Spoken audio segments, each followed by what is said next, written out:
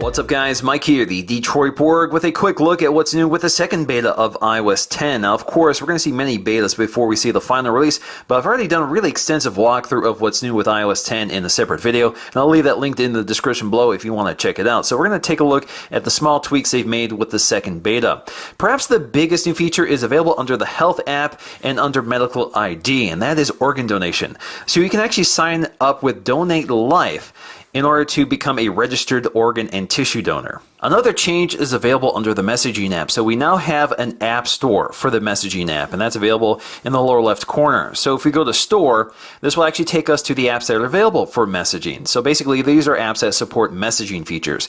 And if you want to add one of these, let's go ahead and get this one and install it. You can see this will install this, and once it's installed, it will become available to you in the messaging app. We also have a manage tab, and this is where we can manage the apps that are plugged into iMessage. So if you want to click some of these off, you can, and we can also have it automatically add those apps that support iMessaging. So in terms of this specific app here, these are basically digital stickers, somewhat similar to the digital touch features available on the Apple Watch. They've also tweaked the lock screen, so we now get an unlock animation toward the top, so when I unlock it with my fingerprint, you can see it says it's unlocked.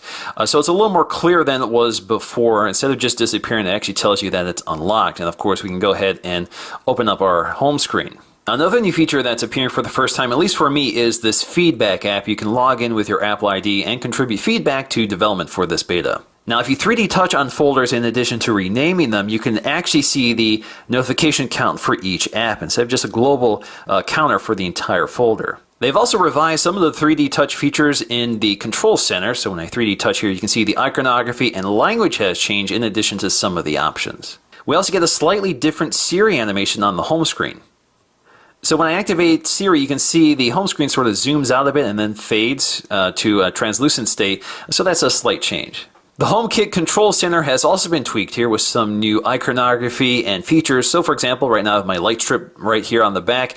If I want to control it here, I can just tap and hold on it. And this will allow me to change the brightness for the light strip, which is very neat. And I can also change the colors. If I want pink, I can go ahead with that, go back to brightness and slide up. I can also assign different colors for each of these circles, so I can go to edit and pick something else. I also have temperature settings, so I can change the color temperature. So if I just want something warmer, actually that's a really nice color, or cooler, I can go ahead and pick that. The music app has also been tweaked, so instead of downloaded music, it's now just download, so it's a little simpler. The songs section under library also gains shuffle. So before you actually had to be playing music in order to shuffle it, now you can start shuffling your music before you start playing it, so that's a nice welcome tweak. Also under the music app, under the For You tab, if you scroll all the way down, you'll see that the Connect posts are now streaming in here. So again, they're trying to focus more attention on the Connect feature. The player within the music app also gains this quick option for outputting the audio to other sources, such as Bluetooth headphones or speakers or AirPlay devices.